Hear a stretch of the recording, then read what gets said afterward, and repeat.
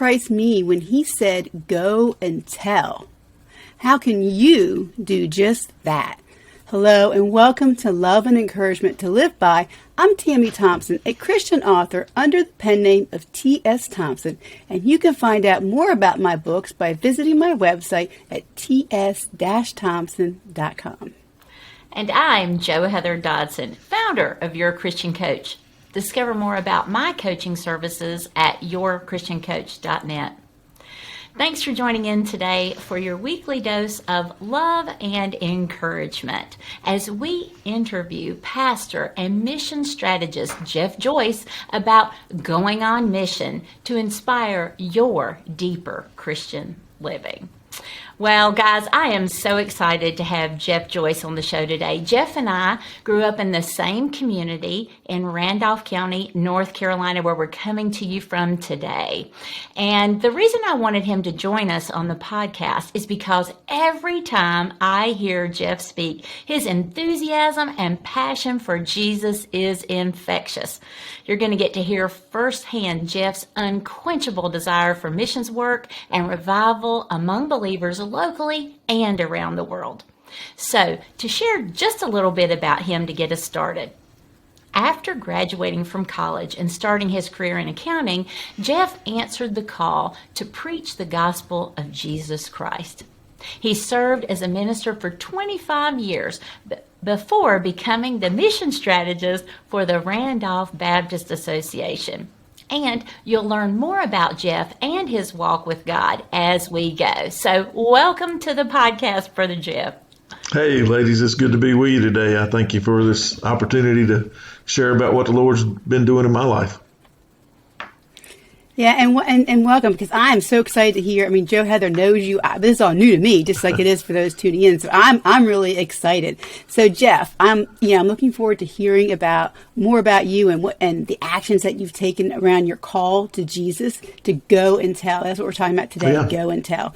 Yep. And so I'm going to read the passage from Matthew chapter 28, verses 19 through 20 for our listeners. Okay. Therefore, go and make disciples of all nations, baptizing them in the name of the Father and of the Son and of the Holy Spirit, and teaching them to obey everything I have commanded you.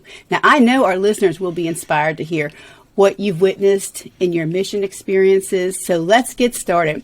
So I understand, Dr. Jo Heather, that your formal missions work started with a trip to Eastern North Carolina after some flooding years ago. So can you tell us about that, Jeff? Yeah, like Jo Heather said, we grew up in rural Randolph County. I grew up in a small traditional Southern Baptist church, and we didn't hear much about missions. We didn't do much of missions. We just kind of did church. And but when I was about 26, God called me into ministry full time. And I was exposed to a different way of life, or a different way of Christian life. I went to Temple Baptist Seminary in Chattanooga, became part of Highland Park Baptist Church, eventually went on staff there. It was a 3,000 member church, and they had a little saying that the sun never sets on the ministry of Highland Park Baptist Church. They had missionaries around the world, and missionaries were constantly coming in and sharing about things they were doing, and they did missions conferences, and kids were leaving the college and going full time on the mission field, and I just thought, man, this is awesome. This is what the Lord wants us to be doing. And so after about 4.5 years, the Lord called me back to my home church to be the pastor. I was about 30 years old and had a family of 4, but I knew that missions was going to be a part of what our church needed to be doing. If we were going to be what God wanted us to be, we needed to be getting outside of the 4 walls of the church and reaching people for the cause of Christ. And so how do you do that? How do you do that at a church that's 100 years old that has never done that? And so we decided to take baby steps. And there were things like North Carolina Baptist had missions camps. They have children's homes, and they were calling out for people to come up and fix things and clean up. And so we'd take men's groups up there and say, let's go weed eat for the day, or let's go, we had all kind of talented people. Let's go fix a building for them or whatever. And so that's how we started. that's what we started to do. We started trying to get that buy-in from the church, and it was pretty exciting. People started to doing that. They started getting involved in that. And then in 99, 2000, somewhere in there, Floyd hit, and the whole East Coast of North Carolina got wiped out. And they were pleading with people to come down and just tear out stuff. And we took groups down, and we would tear out houses and homes and see people that had just lost everything, and just going in and helping them do tasks they never could do. And our folks getting to talk with them, seeing how they were hurting, seeing what they were going through. And it impacted them. It really impacted, it really changed. Here we are in Randolph County. We've been blessed. We've been safe, but we can go, 100 miles, 80 miles down the road. And man, here's people that's lost everything, and we can make a difference in their life. And I started seeing people that had been in the church, for their whole life, 50, 60, 70 years. I remember one story. There was a gentleman who, when I came to church, he told me, he made it a point to tell me there's no reason that a church should be more than 150 people. It's just ridiculous. And of course, we didn't see eye to eye on that. But I remember that same gentleman several years later. I'm walking through a grocery store, and I hear somebody inviting this person to come to church. And I go around the corner, and it's that guy. And he is now inviting people to come to his church, where we're reaching out and helping people. And it was just amazing to see the church start to transform from being just focused on what was going on inside their building to start being focused on, hey man, there's a hurting world out here that needs to know our Jesus, and we can be the hands and feet to take that to him. And that's kind of how it all got started. Just, going out and helping some people that had been in the midst of a flood and lost everything. Yeah. Wow. It just sounds like it was that heart change. It starts out like sometimes in our Christian journey, we start out and we go, okay, what boxes do I need to tick? Okay, I'm going to show up for church. I'm going to be in a Sunday school class. I'm going to tithe. I'm going to be present, these kinds of things. And, you kind of invited this congregation to join you of going out and like you said, embodying the hands and feet. And I mean, that's what we wanted you to have on, to inspire others who are listening. Maybe they've never gone outside the walls of their church to be the hands and feet of Christ to others. And that's what we want you to hear what Jeff's sharing today and to be inspired by that. And I think I'm sorry. I think that's what, they're good folks, love the Lord. They'd just never been exposed. They'd never thought of doing things different than how they had done it for 100 years, and exposing them to it. And they realize this is what Scripture says. This is what we need to be doing, and we can do it. We can make that connection. It was amazing. Yeah, because I mean, it's that starting small, like you said. Let's just give this a try. Just introducing yourself to the richness of serving others outside of your immediate community. I mean, because it sounds like it lit the fire so that it eventually, this concept of missions and hands and feet and going kind of spread throughout all the ministry efforts at your church. That's right. It did. As our folks started getting excited about what was going on and what they were doing, we said, all right, how do we keep this going? How do we get this to not just these few people that have been on these trips to help at the hurricane or go down to the children's home, but how do we spread that across our church and keep this momentum going? And so we decided that we were going to create a missions team, just a group of people. They weren't a voted in thing, and for Baptist Church, it's unusual not to have people voted into something. So we just decided we're going to have a team of people, and once a month we're going to get together, and all we're going to talk about is how can we keep missions in front of our church? How can we involve missions in everything we do? Sunday school is missions because we need to get people in. Vacation Bible school is missions. Women's ministry is missions. Everything. And so I would listen. And man, these folks started having some wonderful ideas of things we could do. We played in a basketball league. Great. We're going to play in a basketball league, but how's it going to be part of missions? We're going to invite people to come that's not in our church, but we liked winning, but it wasn't about winning. It was about, hey, if you're going to come play on our basketball team, you got to come to church. You got to hear about Jesus. And so we had a great time doing that. I remember our church sponsored a softball league. And so all the teams would come into softball league. And one of our missions team meetings, they said, you know what we need to do? We need to adopt each and every one of these softball teams, and we need to send fans to their games. We need to make bags of candy for the players, got gum, sunflower seeds. And I was like, these people don't know you, right? And they're like, we don't care. And so they would make up treat bags, carry to the teams, and then they would cheer for them. And I'd like, you're cheering against us. We're playing in this league and our own church people are cheering against us.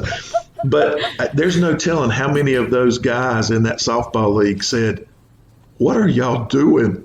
And we'd have them come and visit church, and we'd get to have conversations with them about the Lord. And we always would open every game with the two teams out praying, close the games with them praying. And it's just everything we tried to do, getting involved in the schools. It was amazing. Randolph County, the principals would let us come in and invite us in. And we have incidences where things would happen at school, and the first call that the principal would make would be to our office and say, hey, we got this child. We know they go to your church. The parents have given us permission. Can you come and talk to them? It was just amazing. But it started infiltrating into every aspect of our church. There's a passage in Acts 1:8, and we kind of adopted it. And it says to be witnesses. You've been given the authority to be witnesses in Jerusalem, Judea, Samaria, and the uttermost part of the world. And we tell them, we need to start at home. Jerusalem's our home. We need to start here. And then we start spreading out and start going other places. And then we put a banner up at the church. It was from the Samaritan woman, the woman at the well. We put it over the door. And people have done this before, but we would kind of focus on it. It says, come and see. The Samaritan woman, John 4:29, after she had finished her conversation with Jesus, she went back to her town and she said, you need to come and see this man. And the last verse in that chapter says that these folks went out to see Jesus, and they told her, said, we've heard him now. It's not because of what you said. It's because of what we've heard. We believe he's the Christ, the Savior of the world. And that's what we would challenge folks. We'd say, hey, guys, you've heard about it. You know it. Now let's go out there and let's share that with others so they can come and see this Jesus you know. So go and tell so they can come and see so they can go and tell. And that's what we were. And man, people just bought into it. The Lord started working in people's heart, and we started seeing that take place. Wow. I'm just amazed, Jeff, so far. I'm just so excited about listening to all that you're sharing. You're sharing so much. I mean, you're talking as fast as me just to try and get it all packed in there in this episode. I mean, and I just love, that early on when you were talking about missionaries coming in, if your church doesn't have, I mean, I prefer to go to a church that has the missionaries coming in because it knows that they're going out behind. And I love it when missionaries come in and show. Yeah. It is so moving because especially when they're showing what they're doing for people that have less than you. Yes. It really puts things in perspective, especially, people are always feeling like they're struggling. And when you hear something else, and just the work that's done, it's like, wow, the work is great. Just like what Jesus was saying, we need more people in the field. That's right. Right. The call to it. And I love how your church, where you brought this team together, because one person can't come up with all the ideas. God works through people. Right. And that's just saying, hey, come and bring your ideas forth and let the Holy Spirit work through all those people. And look what all they did. I'm just like, wow. I mean, and you guys made it fun because, that's how you get people involved, right? You have things around their interests, so you attract people, but you always kept Christ as the focus. And I just think that's amazing. So I just want to take a moment here and just pause. Yeah, to let people know how they can find us. So depending upon what platform you're listening from, be sure to like, share, follow, and subscribe to not miss future episodes. But the most important thing you can do is to share this podcast with your family and friends. Maybe people in your church say, hey, we got to start this up. Listen to this guy, Jeff. We really need to have this in our church because we don't, right? Or if you do, maybe you can figure out how to expand upon it and do more.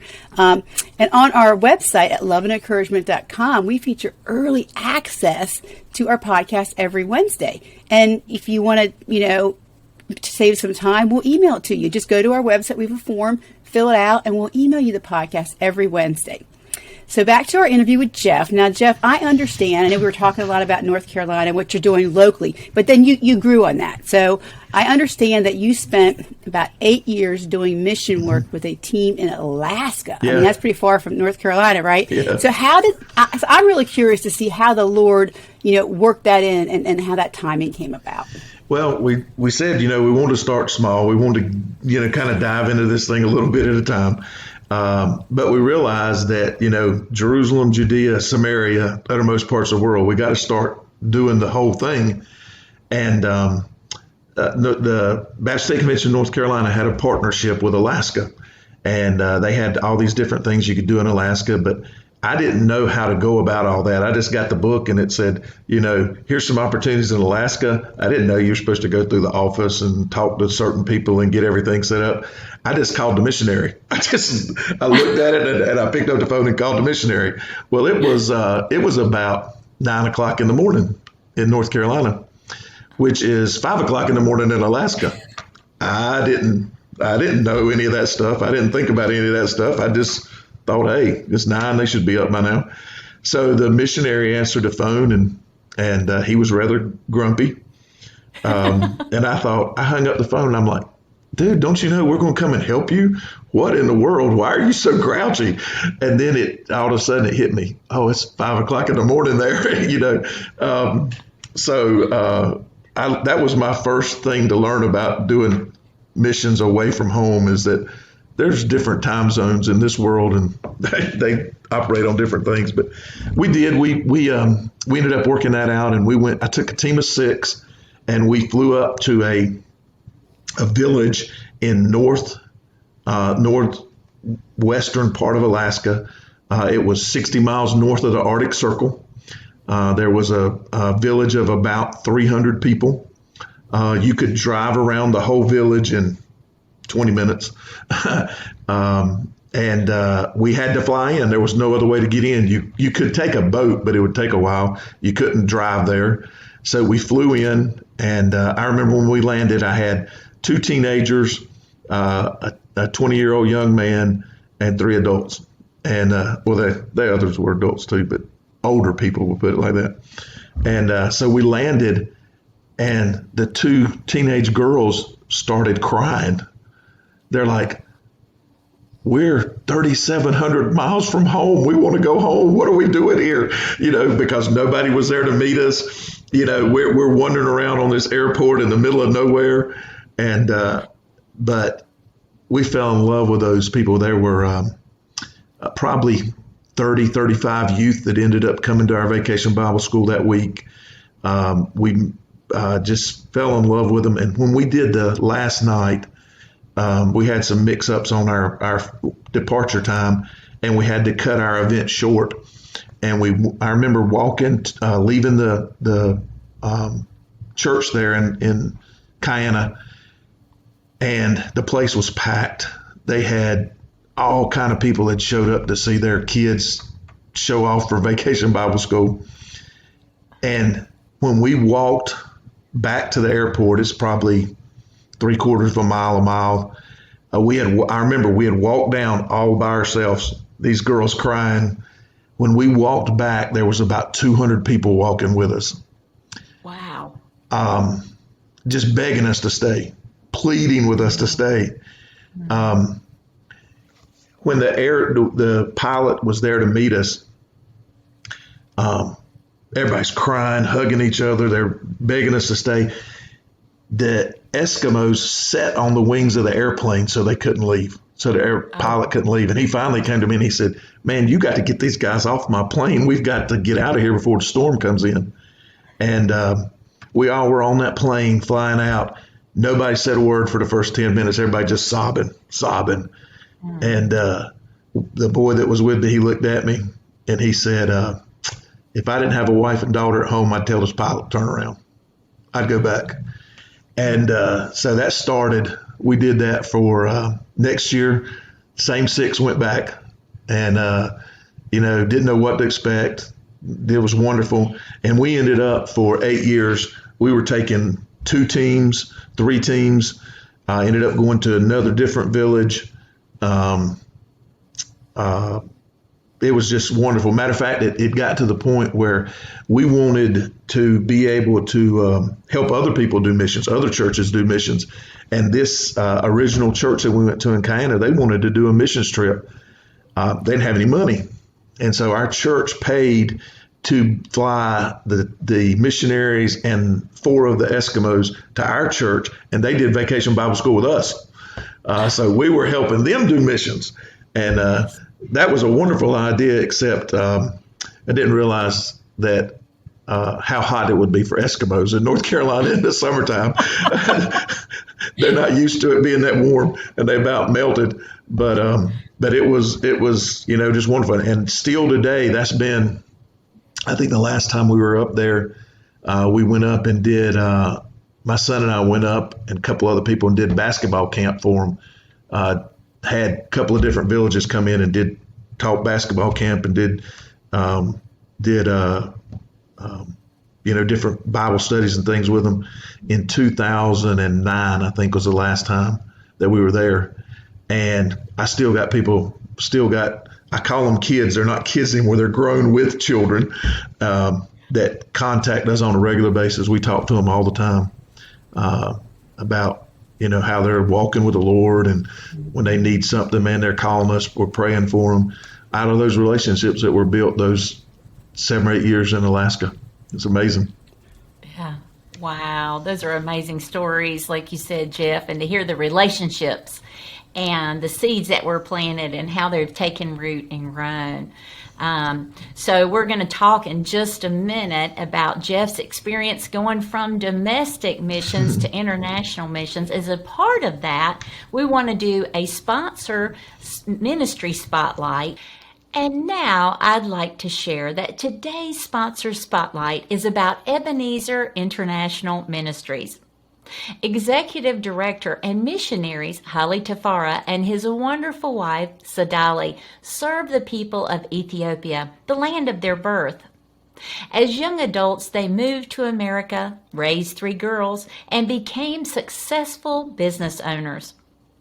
After 15 years in the United States, the Lord called Haile and Sadali back to Ethiopia to start a school, support numerous orphans, and establish a printing ministry. Since 2007, God has blessed and grown these efforts in significant ways. In 2017, they officially established Ebenezer International Ministries to help spread the news about the Lord's work and raise money for their efforts. Jeff is going to share more about this ministry, but if you would like to look them up, check out EbenezerIM.org. That's EbenezerIM.org. If you'd like to sponsor a future episode of this podcast by featuring your favorite ministry effort, contact us at loveandencouragement.com. So coming back to you, Jeff, so you had these successful experiences domestically, and here the relationships are continuing. So then I think you said your next stop was you branched out to Peru. So how did the Lord lead you to going international with your missions work? Again, we were, had this concept out of Acts 1:8. We want to do Samaria and uttermost parts of the world. And we knew that English was difficult for some of us. So coming up with a foreign language, speaking a foreign language is really going to be hard. And so that's why we did that intermediate step to Alaska and just had a wonderful partnership there. And we were praying about doing international work. And our associate pastor took our youth and became involved with a youth ministry, and they had a missionary come in and speak to the kids at the youth event. His name was Mike Kennedy, and he was with New Life Children's Home in Cieneguilla, Peru. And so he came back, and our kids had put together Bibles. They had a chance to go do whatever they wanted to on their free time, and they elected to put together Bibles to send to these missionaries. And so, of course, he was very grateful, and he thanked our youth group. And so, they come back all fired up, and they want to go to Peru. And so the first trip, our youth pastor took a group of youth and youth leaders, and they went to Cieneguilla, right outside of Lima, and to the children's home and worked there and just had a great time. And that started a process that over the next 10 years, every other year, we would take a group to Peru and work with Mike Kennedy there. And we could do all kind of things. They would let us go into the schools and we'd take food into the children there in the schools and could share the gospel. They had a ministry where children would be turned over and kept that were found on the streets, and they had a holding facility for them, and just devastating circumstances. And we could go in there, and our kids could play volleyball with them, or play games with them, and just minister to them and share with them and love on them a little bit. And then, of course, at the children's home, there was 20 or 30 kids, and every night you'd come back and just play with kids, love on kids, and so that was an awesome experience to get to be a part of all the things that were going on with that ministry. And so we were here. Now we were at the point where we're saying, all right, we're going to do a national trip, a stateside trip one year, and then the next year we'll do international. So we're going back and forth doing one, and eventually we got to the point where we had enough people that wanted to be a part of it that we were doing a national trip one year and an international trip one year. I mean, doing two a year, one at each place. And just not to think we're not a mega church. I mean, we're not hundreds, thousands of people. We were running 200, 250 in worship, 100, 150 in Sunday school. We're spending, and this is people, that are generating money, $30,000 to $50,000 a year towards missions. And I would just continue to tell our church folks, God's blessing us because of this. We're seeing people locally come to Christ, grow in their faith, families being a part of our ministry because we're doing what's dear and near to the heart of God, and that's taking His message around the world. And it was again, it's just been amazing to see. I mean, they're still doing a lot of those same things. COVID's kind of shut down a lot of the going places some, but still doing a lot of those same things. Thank you for taking time to join us today, Jeff. There is so much more to share, so I encourage our listeners to tune in next week to hear part 2 of Go and Tell. And just as a reminder to our listeners, depending on what platform you're listening from, be sure to like, share, follow, and subscribe to not miss future episodes. If you want to be a sponsor of a future episode, contact us at loveandencouragement.com. Join us again next week as we continue to offer you words of encouragement that remind you of God's awesome love.